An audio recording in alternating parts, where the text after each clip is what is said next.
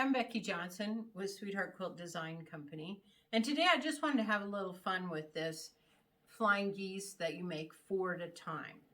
Now, if you need to modify a pattern, because it tells you to make them the method where you do rectangles and you sew on one corner and trim it, press it back, and then the other corner and trim it and press it back.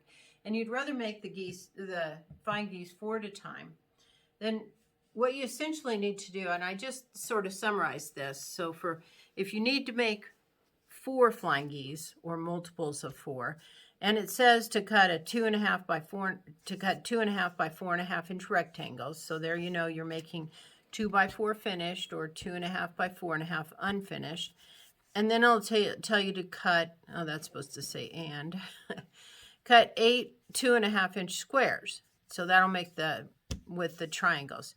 So then essentially, or what you're going to do to make them 4 at a time is you're going to cut 1 5 1/4 inch square. So from this 4.5, the bigger dimension, you're going to add 3/4 of an inch to get your 5 1/4.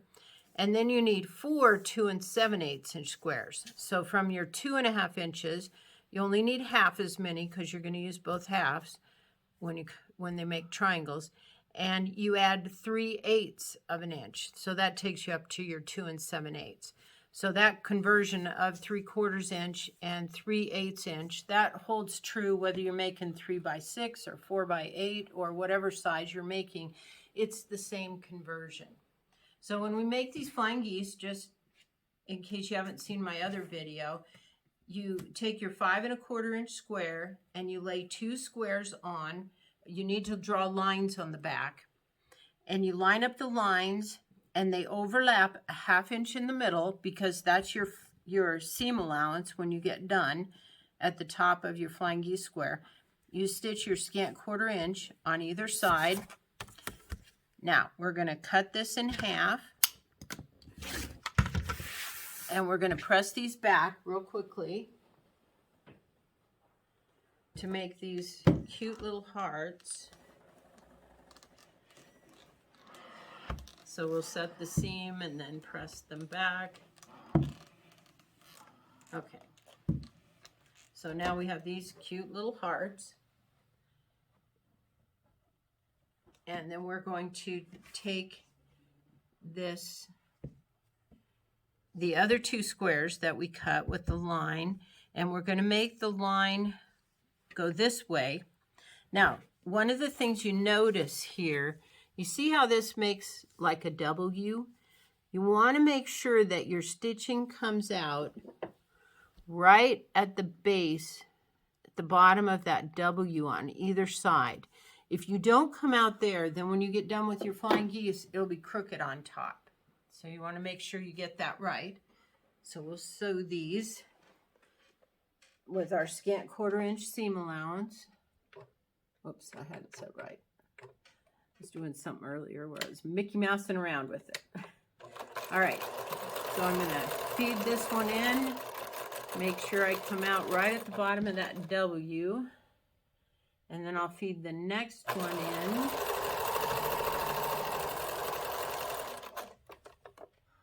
And we'll turn it around.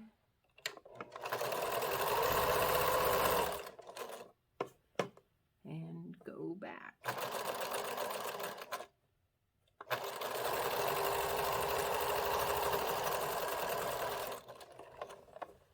All right.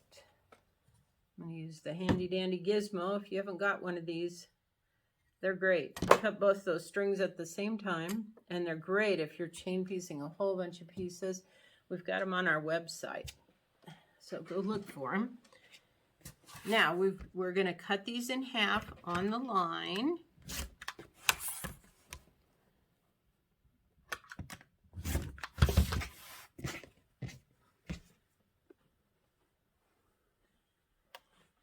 And there, just like magic, we have flying geese. 4 flying geese. And I like this method. It's quick and it doesn't waste any fabric. So that's a quick way to do it. Now, if you happen to notice in your pattern that the flying geese have 2 different colors of wings. So right here, I'm already at the heart stage with these. But say you notice that half the flying geese have a purple on the right side and half of them have a purple on the left side. Then we can make these still with the flying geese method. If they're always on the left side, you have to use that other method, the slow method. So what I'm going to do here, I've already got these at the heart stage, so I used the blue ones first, and I'm going to use the purple ones second, and I'm going to do the same thing. I've got my line on there.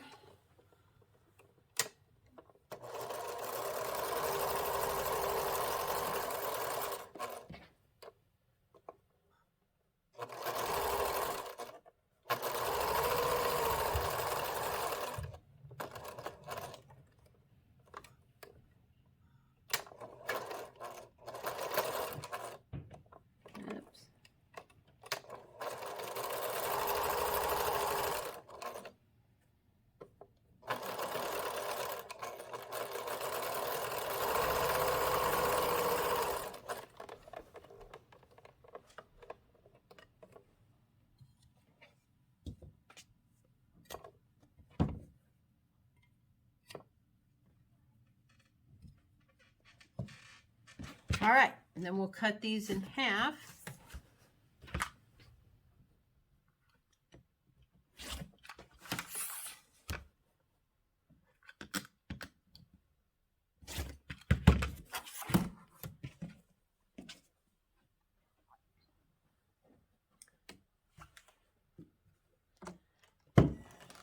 And so just like magic, you can see our flying geese have the purple wing on this side and the purple wing on the opposite side. So you get 2 of each. So that's a lot of fun. Now you might be being creative and you want scrappy flying geese wings. So if you want to, you could use 4 different colors and then you'd have a variety. You could sew them in a long border strip or something like that. So have fun, play with it. Now, I came upon a situation where I needed to make this. And if you look at it just like that, you can see, lo and behold, there's a flying geese unit with the wings are half and half. And the instructions said, cut 8 million red triangles and 8 million blue triangles. And I thought, I don't really want to do that.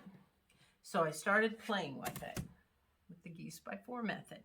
And I figured out, so here's 5 1/4 inch square, that if you took, and I just made regular half square triangles. So I put a blue one and a purple one together, drew a line, sewed scant 1/4 inch on either side, and then cut them in half and pressed them back. So then you take these half square triangle units and put them on here, line this up, and we're going to stitch these together.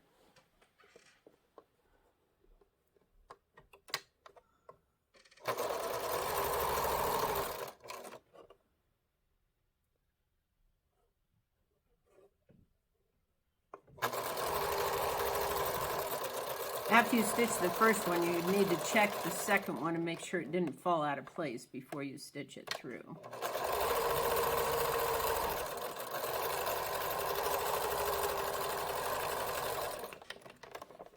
Okay.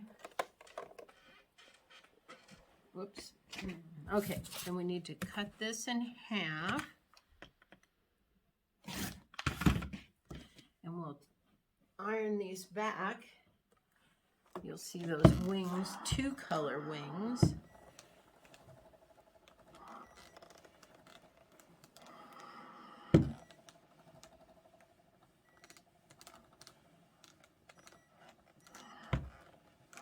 Okay, and then we're going to take, and the first time we put the blue in the center, this time we're going to put the purple one in the center.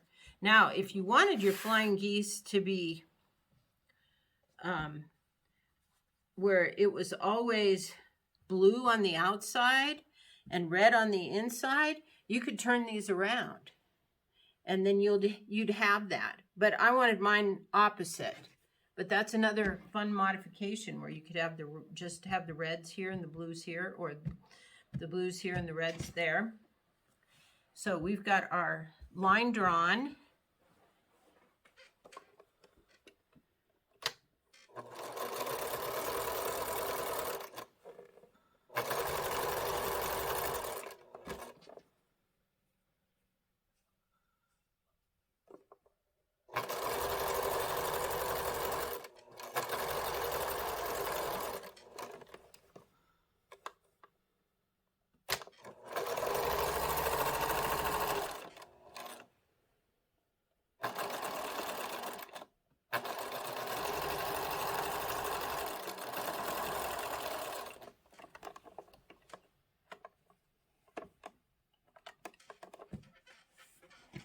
Okay, then we're going to cut these in half.